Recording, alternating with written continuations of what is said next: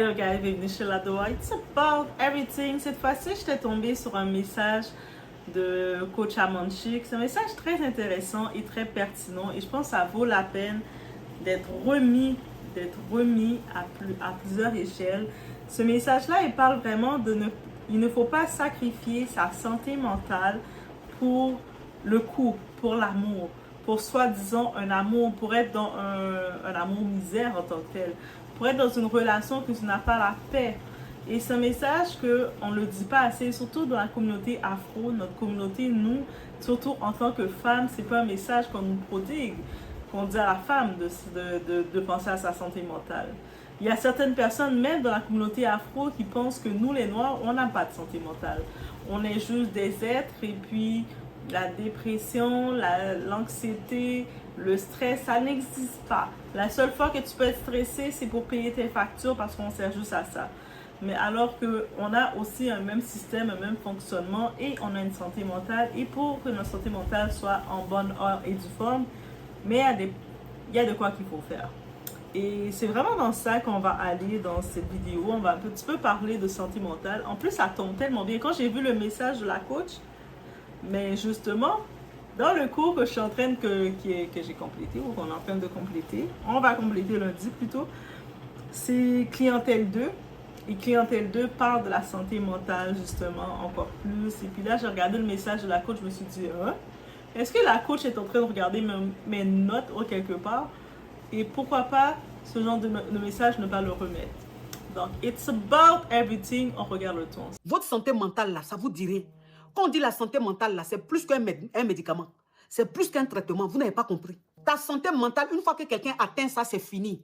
Tout ce que tu fais dans ta vie, c'est comme zéro. Tu peux avoir des milliards. Tu ne vas même pas jouir de ces milliards-là, tellement que tu vas être traumatisé. Ne jouez pas à la santé mentale. La personne qui vient compromettre votre santé mentale, votre paix intérieure, vous foutez la personne. Vous mettez la personne très loin de vous. Et ce n'est pas négociable. Ce n'est pas négociable. Parce que quand ta santé mentale est atteinte, c'est fini. Ta vie devient amère. Rien n'a de l'importance. Rien n'est bon autour de toi. Tu es dépressif, pourtant tu as tout ce qu'une personne doit avoir pour être épanouie. Mais tellement que tu es avec une personne toxique qui atteint, qui compromet ta paix intérieure, tu es là, tu déprimes. Pourtant tu as tout. Et pour vraiment faire suite à ce que la coach dit, en effet, la santé mentale dans une relation, ça vaut plus que tout. Plus que tout. D'avoir la paix, d'être avec un partenaire qui est la paix. Et puis la santé mentale, c'est réciproque. Donc, tu es avec quelqu'un que réciproquement, vous avez ça. D'être avec quelqu'un que tu n'es pas en état d'anxiété, de stress, juste d'être avec cette personne-là, d'anticiper d'être avec cette personne-là.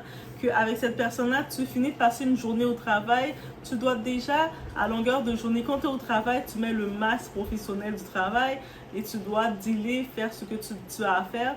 Donc, tu veux, par contre, quand tu es avec ton partenaire, tu es dans ta relation, être dans un endroit où tu as la paix, tu peux être toi-même, tu peux déposer ta petite tête sur ses épaules et faire et vous parler, vous riez, tu es à l'aise, que tu n'es pas en sentiment que tu dois encore soit être en sentiment de performer ou d'être ce que la personne veut que tu sois à t'amener un stress.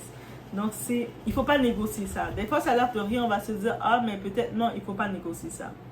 Être avec un partenaire qui te minimise, qui doute de toi ou qui te fait perdre confiance, ce n'est pas de l'amour.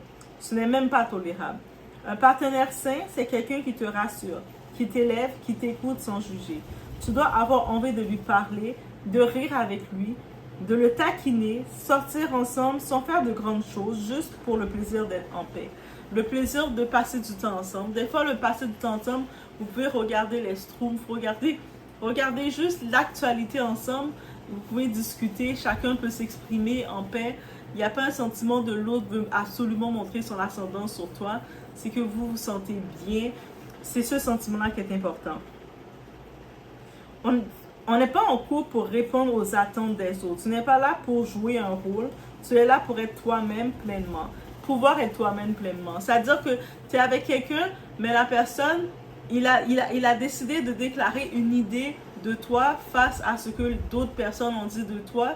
Et il te présente cette idée qu'il a de toi sans chercher à te creuser, à te connaître.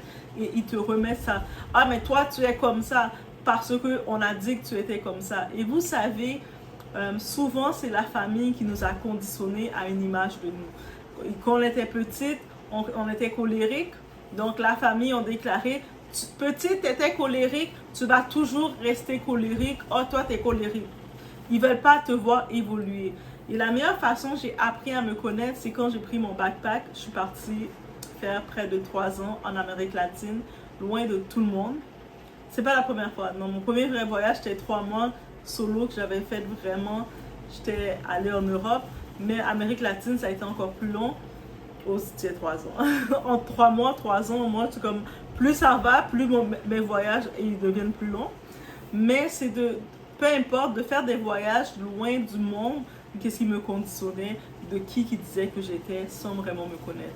Toi, tu as été comme ça quand tu étais petite, quand tu avais 5 ans, 6 ans, 10 ans, mais tu vas toujours être qu'est-ce qu'on t'avait appelé à être et on ne te permet pas d'évoluer. Et la famille, ils ont la facilité de vouloir te mettre dans une cage et de te garder comme ça. Et des fois, tu te retrouves avec un partenaire qui va décider de se baser sur ça pour te mettre dans la même cage. Imaginez. Donc, et si quelqu'un vient dans ta vie et compromet ça, il te compromet d'être toi-même, de t'épanouir, d'être appelé à être à ta destinée. Donc, ça veut dire que tu viens avec tes plans, tes désirs, ton appel. Et des fois, ton appel, peut-être, ça peut être de travailler dans le milieu carcéral. Peut-être ton appel, ça peut être de venir faire une différence dans le système carcéral. Peut-être d'être dans les maisons de transition. Peut-être ton appel, ça peut être d'aller directement aider les gens qui sont à la rue. Peut-être ton appel peut être tant de choses. Mais des fois, les gens autour de toi, ou tu vas te retrouver avec quelqu'un qui va te dire non, tu ne peux pas aller là, c'est pas conforme, c'est pas ce qu'on attend de toi, mais ça empêche ta paix. Dès que tu es avec un partenaire qui t'empêche de t'approcher de ton appel, il n'est pas là pour ta santé à toi, ton bien-être. Donc, si quelqu'un n'est pas là, il ne vient pas dans la même route de ton appel, ben, il n'est pas là pour ton bien. Il faut y aller aussi simple que ça. Est-ce que tu es là pour t'approcher, toi et moi, on va faire le chemin vers mon appel, ou toi, tu veux me conformer pour rester à une image que tu veux de moi?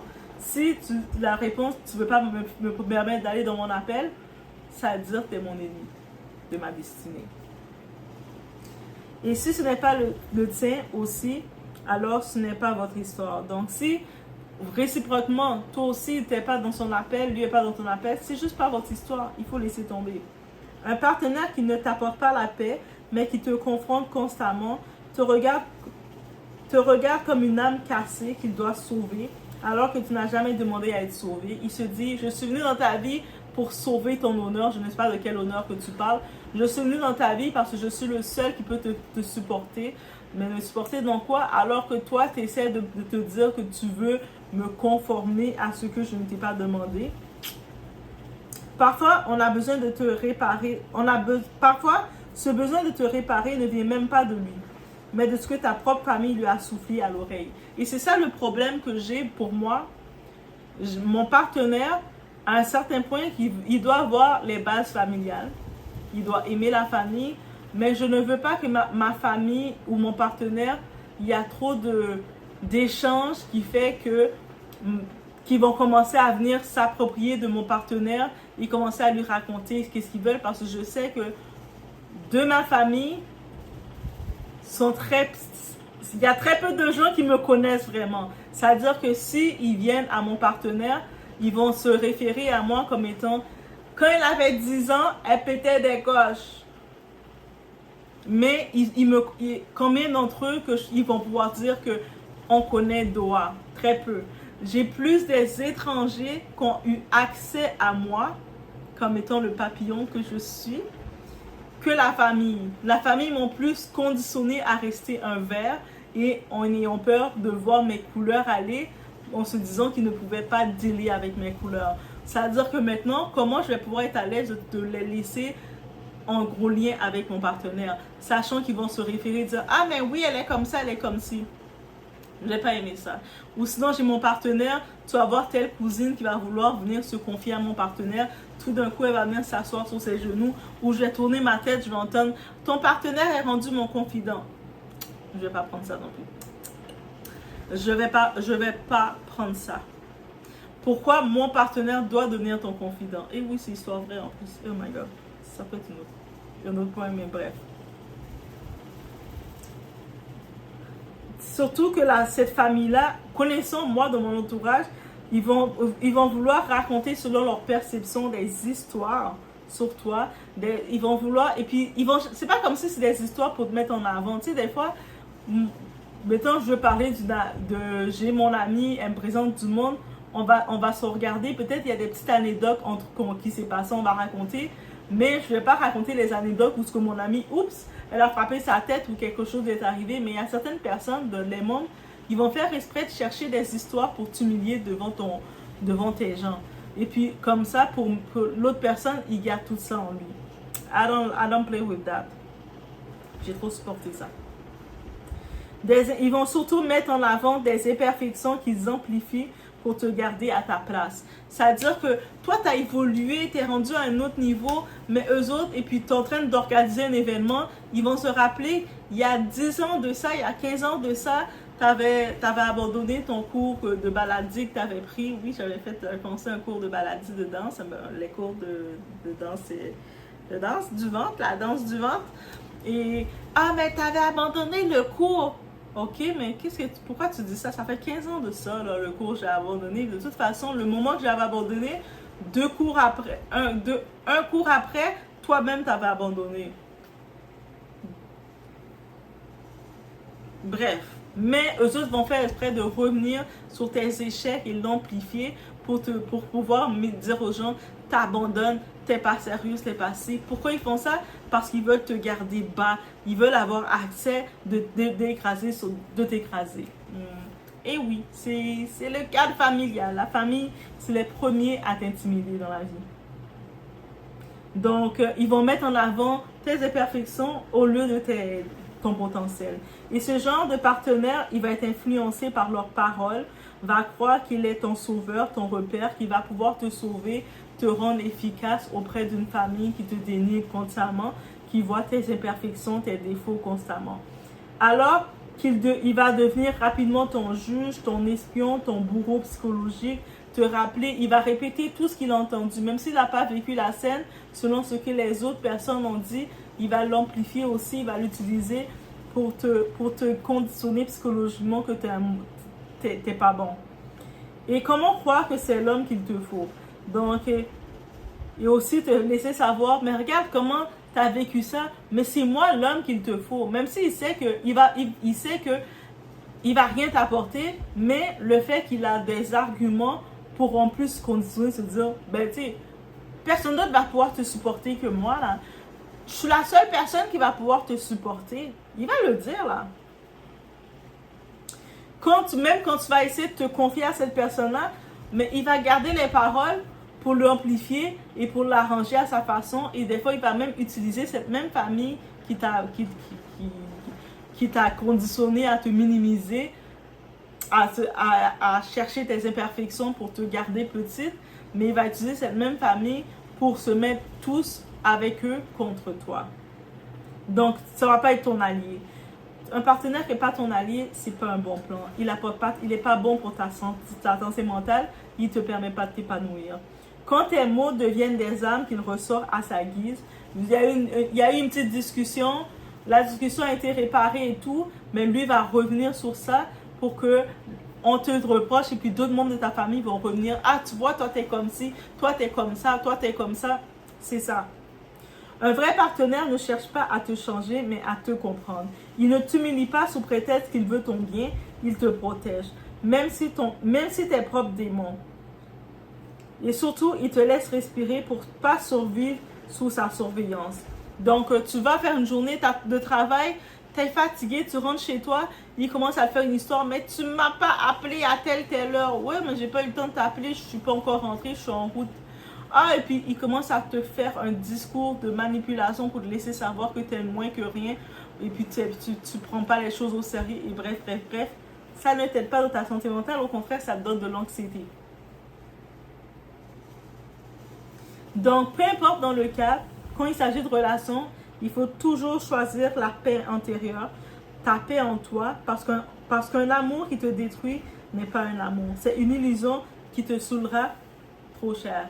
Donc, de réussir, de se dire, peut-être il peut être une bonne personne, non, il peut pas être une bonne personne s'il ne t'apporte pas la paix. Et vice versa. C'est dans les deux sens. Yeah, c'est dans les deux sens. Et ça, j'ai pu le comprendre.